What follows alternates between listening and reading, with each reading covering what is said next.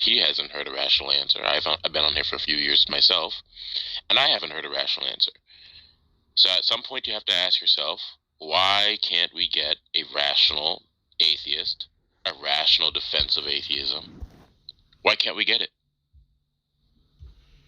I mean, you have to draw the line somewhere. You have to start coming to conclusions about these kind of positions at some point, especially when it's been 10 years of the same nonstop trolling, evasion, verbal shapeshifting, okay, dishonesty. In the United States, At some point, you have to throw in the towel and say, okay, I cannot. You have to come to terms with the fact that you can't rashly defend your position and submit yourself to the Lord Jesus Christ, who has revealed Himself to you. Okay, but if you are still someone who thinks you can actively deny God, okay, if you think that you're someone who can defend your faith, then you're more than welcome to come on stage. You're more than welcome to raise your hand, come on stage, and explain to us again how it is the case that there is no God. And Jefferson, no, there hasn't been a rational defense of atheism. I don't care how credentialed these people are. They haven't rationally defended their atheism. In fact, we heard a live one-on-one interaction between Darth and Grandma B himself. I was there. I was there live when it was happening. And no, Grandma B did not deliver. He did not deliver. And this is the best atheism has to offer, really? Really? Is this the best atheism has to offer? If they can't answer the question, how much less could a layman answer the question? I mean, if you're confident in your abilities, you're more than welcome to. This is not supposed to be a proof that you can't, but um, that should be pretty damning. It should be pretty telling. It should speak volumes to the bankruptcy of atheism, to whether or not atheism can be rationally defended. If the best at the top of your league can't even defend it rationally. But Jefferson, you're more than welcome to come on stage if you want to try your hand at defending the non-existence of God.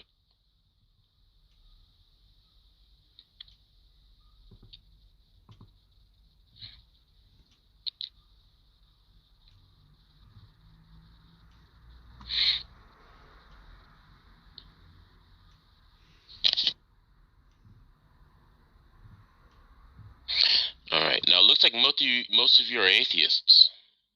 It looks like most of the people in this room are atheists. And you guys surely aren't just here to hear me speak. I know that's not the case. You guys aren't just here to hear me speak. You guys are here to hear either a rational defense of atheism or to defend atheism yourself. I can't imagine you guys are just here to hear me talk on and on and on and give speeches to you. So let's hear a rational defense of atheism. You raise your hand. I'll be more than glad to bring you up. You'll be treated fairly. Okay. You won't be mod abused. We'll have a good conversation.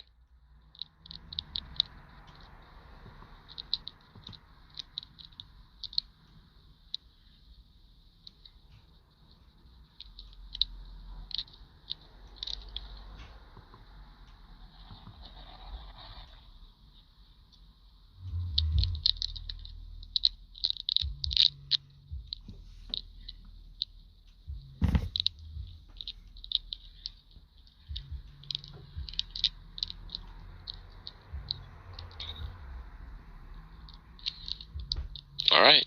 The room is open. The room is open. Otherwise, I'll go into another screed about the irrationality and incoherence of atheism, which I'm sure you all don't want to hear.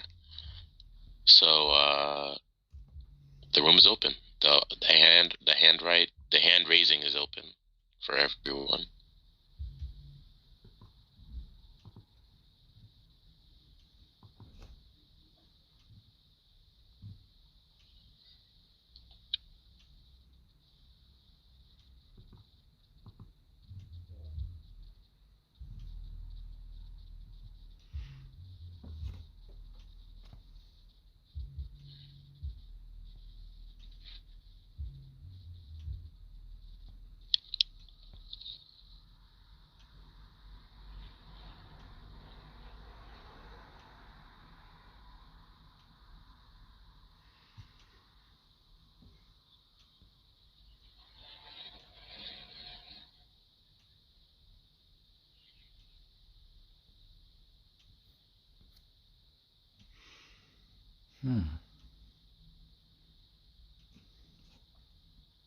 Is there no brave, rational atheist in the audience here? Okay, because I only know about of one, maybe two theists in the audience. Okay, everyone else in the audience is an atheist, to my knowledge. Everyone else in the audience is an atheist, and not one of you want to come up and defend and explain how it's the case that there's no God? Not one? Really? Are you all really in full retreat, as I say? Are you all really in full retreat? Because it sure seems that way. I mean, because all we get really, and I think you guys now realize you've come to terms at least with the fact that you cannot rationally defend your position. All we get are fallacies. There is no God because I haven't seen evidence for God. There is no God because I'm not convinced that there is a God. There is no God because, I would necessarily be on the receiving end of some sort of special supernatural revelation of God, which is just fallacious. And you know it's fallacious. I mean, have you not thought about the words coming out of your mouth for more than 5 seconds before you spoke them? Really?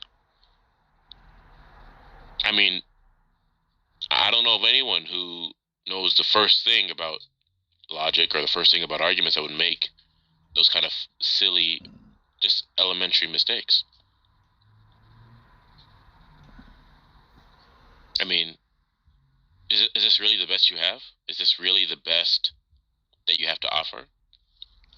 And then on top of that, we get atheists who, on the same token that they deny the existence of God, they're going to have to deny their own position. For the same reasons that they claim they disbelieve in God, they haven't seen evidence for God. Well, what's the evidence for your not God position? What's the positive evidence for that? There is no positive evidence. So there's no reason for you to be an atheist. So your atheism is as arbitrary and as irrational as some of you say Christianity or theism is. So, I mean, it's just, on all accounts, it's just a bankrupt position. On all accounts, it's just irrational. On all accounts, it's just absurd. And the fact that you guys don't want to submit yourself to God just shows the depravity and the hardness of the hearts of unbelievers. They do not want to submit to God at all costs. They will cling to their autonomy unto death, unto eternal separation from God, eternal hell, because that is what they want. And you're going to get what you want if you don't turn to Jesus Christ. You're going to get what you want. So Musa, are you an atheist? No. Your mic is very low. Sorry, can you hear me now? Okay, yes. That was actually my headset, sorry. No worries. I'm not an atheist, no, but I just wanted to, if there was an atheist, I'd want to just, drop in and maybe give my thoughts about it. What are you? Are you a Christian? No, I'm a Muslim. Well, there are several problems with Islam. About that, I don't mind. What do you say? You want to have a discussion about that? I don't mind. Yeah, well, that's not really what the room is targeted for. Yeah, we're looking for atheists who can defend their position, and we only defend the Christian God. We don't defend general theism or Islam. So, I would argue if you want to talk about Islam, that'll be a conversation for a different day or a different time. Because right now I'm at a limited time to defend or to examine the claims of atheism. All right, no worries. Of the Bible. All right. They believe in some Hey Redefine, hey Darth, hey Pork Chop. So I've been giving these long screeds. Okay, and it doesn't I don't think these people are here to hear me speak. All right, I think they're here to defend their position. I mean, unless you're just obsessed with hearing people speak about Christianity and how irrational their position is, I'd expect that some people in the audience would want to come up and defend their position if they're as rational and as coherent as they say they are. Okay, so we have a troll in the audience by the name of Darth Owned. You have been invited up. You can either come up or you can leave in your own recognizance, being that you're just a troll. So come up and tell me how I'm owned, okay? And he flees. Did you see that? Mm-hmm. Did you see that? We have these little, 13-year-old minds in whatever chronological age bodies, okay, who like to troll on the internet, all right? Oh, Sam, Go and on, he Wally. flees. Okay.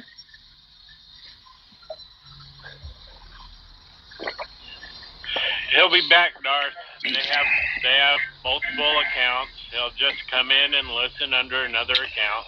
Oh, I know. They can't get enough of me, can they? Because after all, I'm so vivacious, effervescent, bubbly, and just all around charming.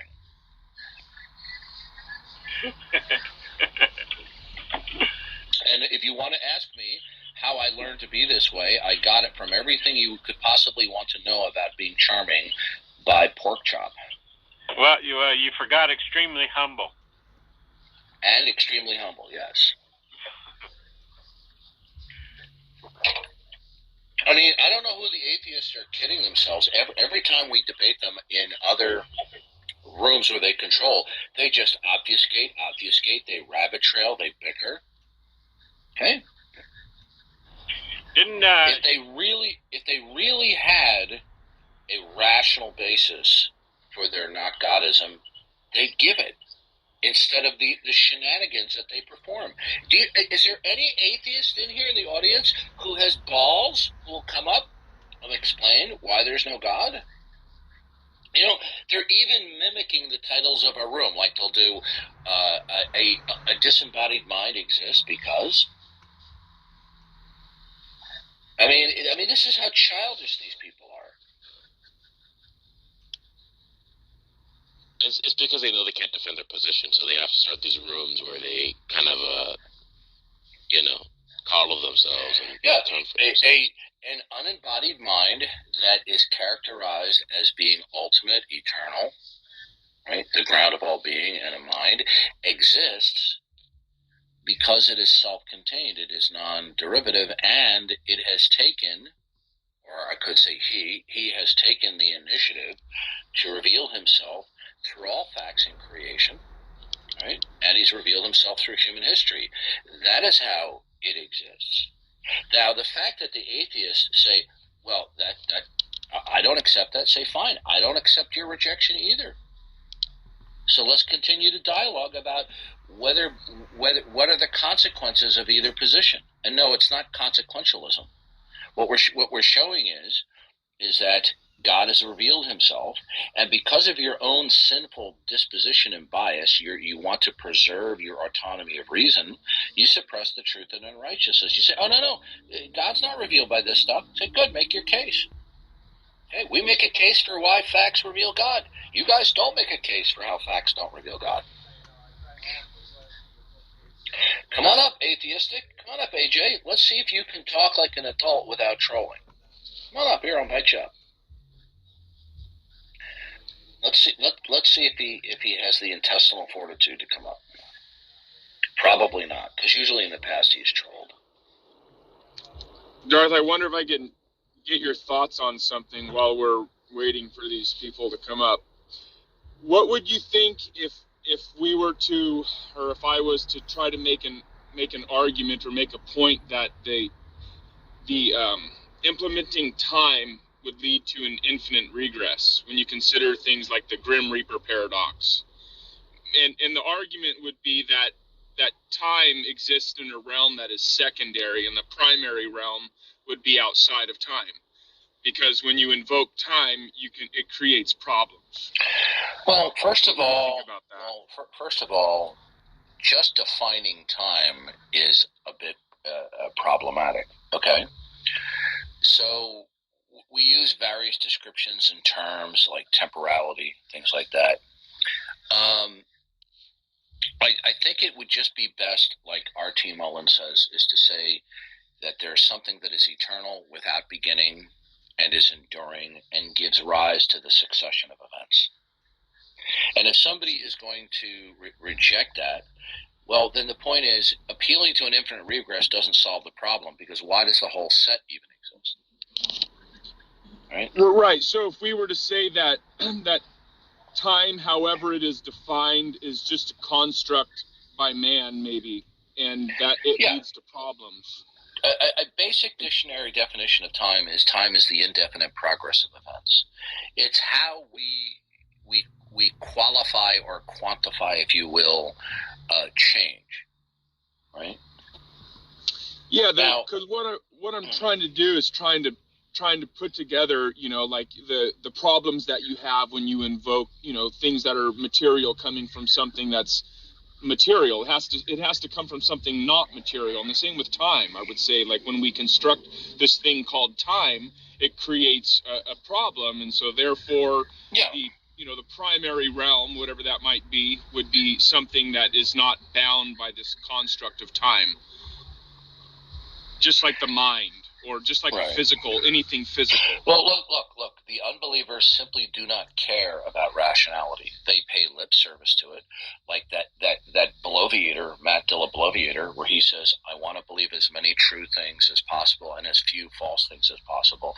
Balderdash, he is entirely motivated by preserving his own autonomous reasoning, and therefore he goes on a little Easter egg hunt to collect cliches, aphorisms, slogans as to why he need not believe in God. And he completely ignores the devastating metaphysical consequences of spouting those cliches.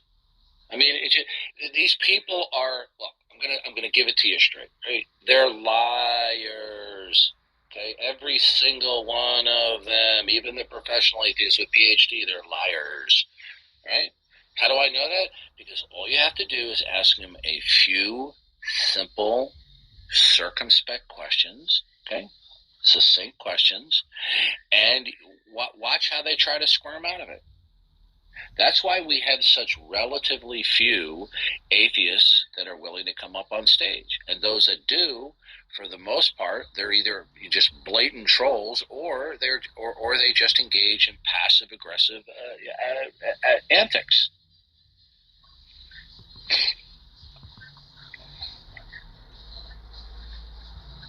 Everything that comes out of their mouth, when it does not reference either directly, indirectly, explicitly, or implicitly God, does not measure up to the standard of coherency. It simply doesn't.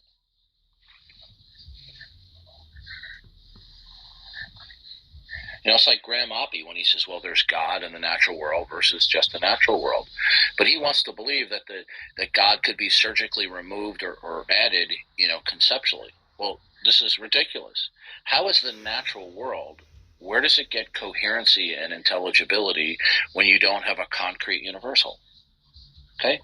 Because when you have God in the natural world, God is the concrete universal, that which instantiates all the particularity and imposes the categories and unity and whatever universals there are, so that we can speak intelligibly about that. But when we surgically remove God, what's the concrete universal? Right?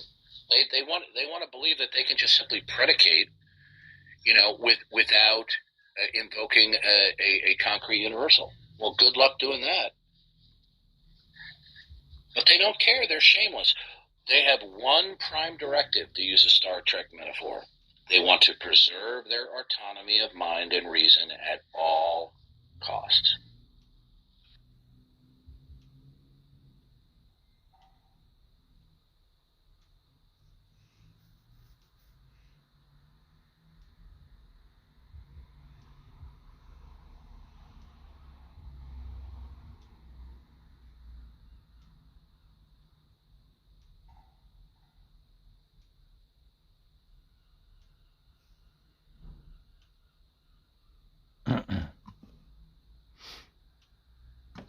The room is open,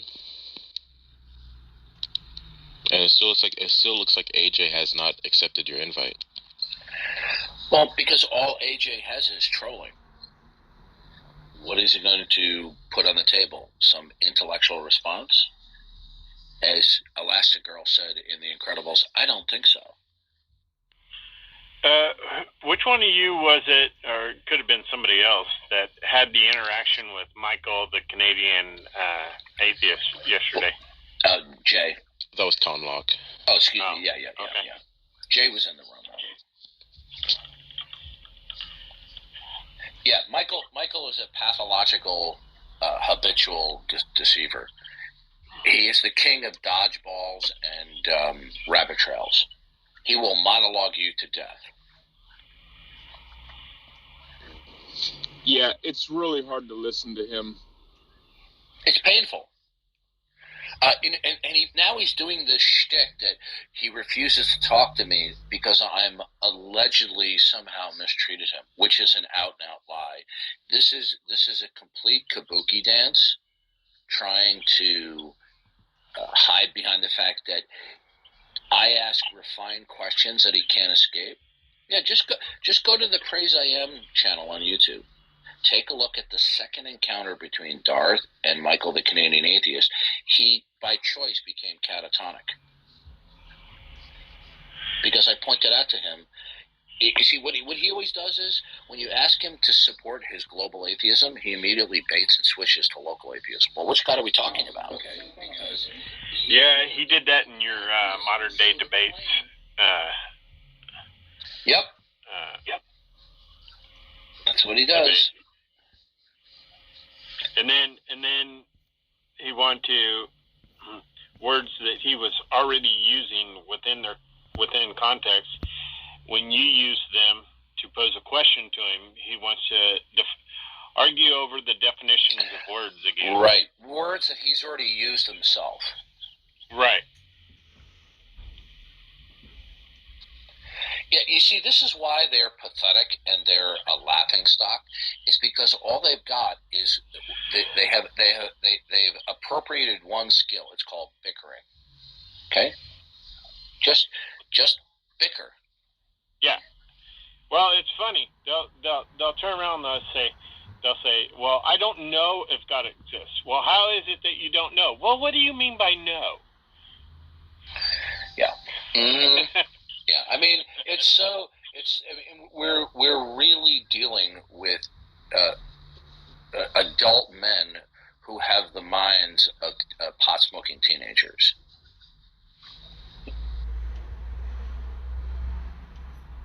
And they are not embarrassed by that at all. They have no shame about that. And it's just amazing to me. I say it every day. They are shameless in their deceptive conduct. They're shameless about it.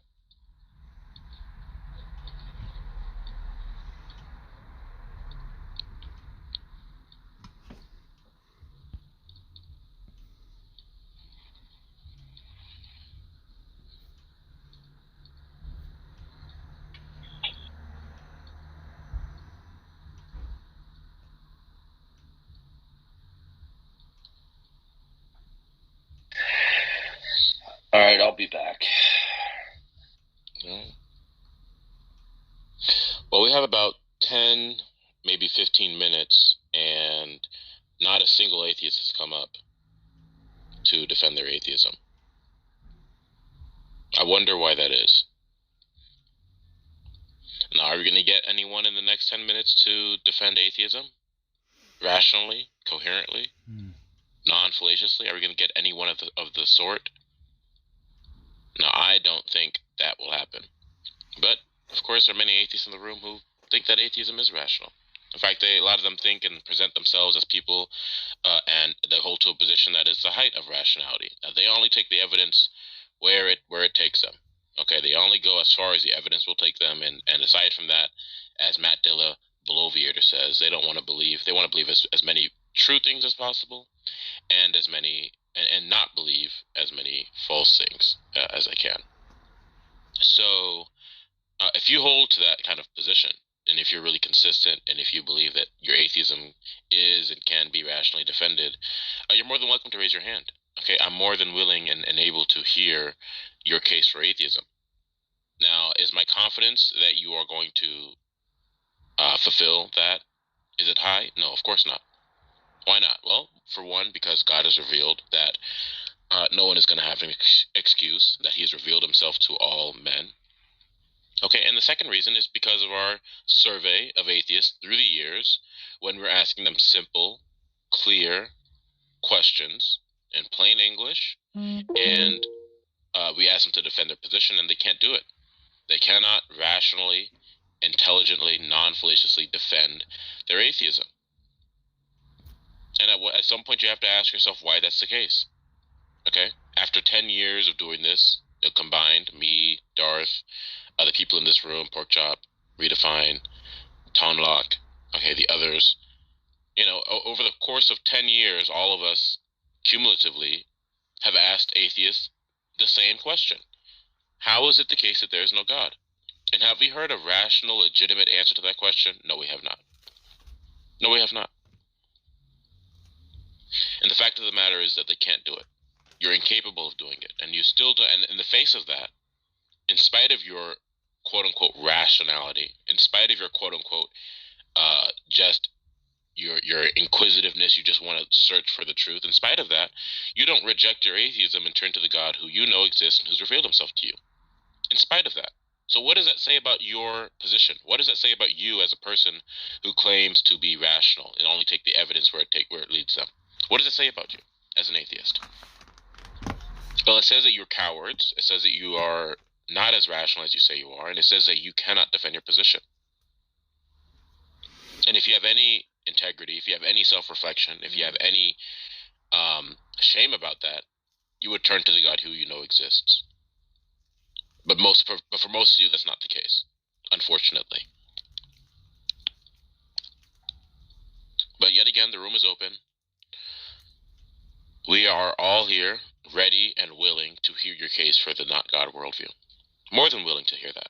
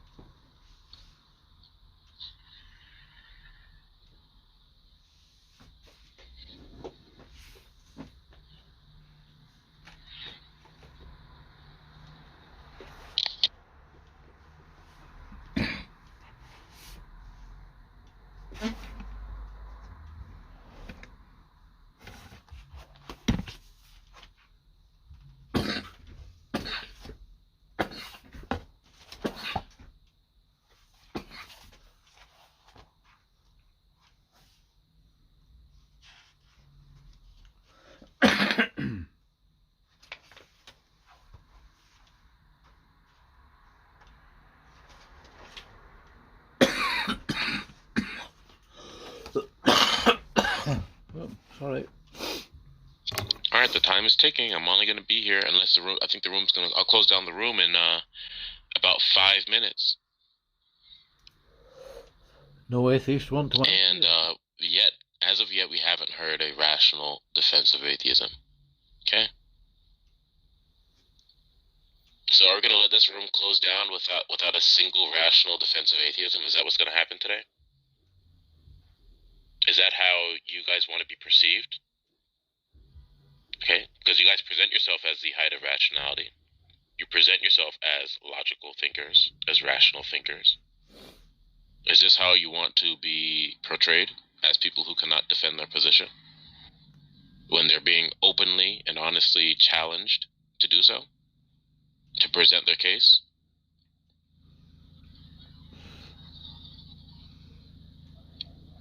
I mean, surely you guys are not, again, here just to hear me and Darth and Redefine and Porkchop just talk to you until your ears fall off, okay? You guys are not here for that, presumably. So let's hear a rational case for atheism. The room is open.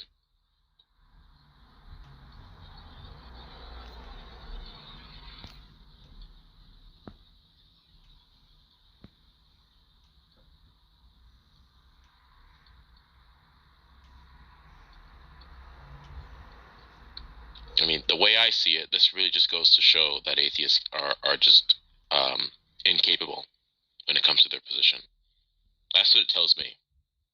It tells me that you guys cannot defend your position, that you guys are in active rebellion against God, against the God that you know, against the God that has revealed himself to you. That's what it tells me. And I think the other people in this room share that sentiment. It just tells me that you guys cannot defend your own position if your life depended upon it. Okay, you guys can't. You can't do it.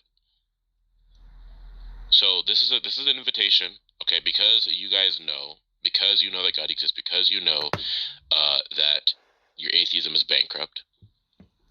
This is an invitation to believe in the God, repent, to turn and trust in the Jesus Christ who knows, who you know, and put your faith and trust in him, because he's the only way for salvation. As it stands right now, your denial of God is only going to lead you to one place, and that is hell, is eternal damnation. So Jesus Christ loves you. He paid the price for your sin. All of us have sinned. All of us have fallen short of the glory of God, as the book of Romans says. And that sin deserves a payment. Okay? We are indebted to God because of the sins that we have done, because of the rebellion, because of the turning away from God that all of us are guilty of. But because God is righteous, because he's just, because he's holy, he's going to punish sin. But God is also merciful. In his Son, Jesus Christ, he sent a sacrifice. Jesus Christ died. He rose again so that the sins of the world can be paid for. So that when we believe and we put our trust in Jesus Christ, that can be credited to us as righteousness. Right? As the book of Romans says again. Where it says of faith, it says that Abraham believed and that faith was credited to him as righteousness. Right? So all I'm calling you to do is to put your faith in the God who you know exists, to run, to flee from your irrationality, to flee from the immorality, and to believe and trust in the Jesus Christ who's revealed himself to you. That's what I'm calling you to do. So there's about 60 seconds left. I'm not anticipating that anyone is going to be able to rationally defend their atheism. I'm not anticipating it at all. So I'll probably just close the room down. But I'll be back later today. And hopefully by then you may have had an epiphany. Hopefully by then you may have grown the guts to defend your position. And we're gonna see if atheism can be rationally defended by these people who claim to be and present themselves as the rational kingpins of the human race. All right. So Pork and Redefine, I don't know if you guys wanted to say anything before I close the room down. Yeah, no, go for it. I'll check you later. Okay.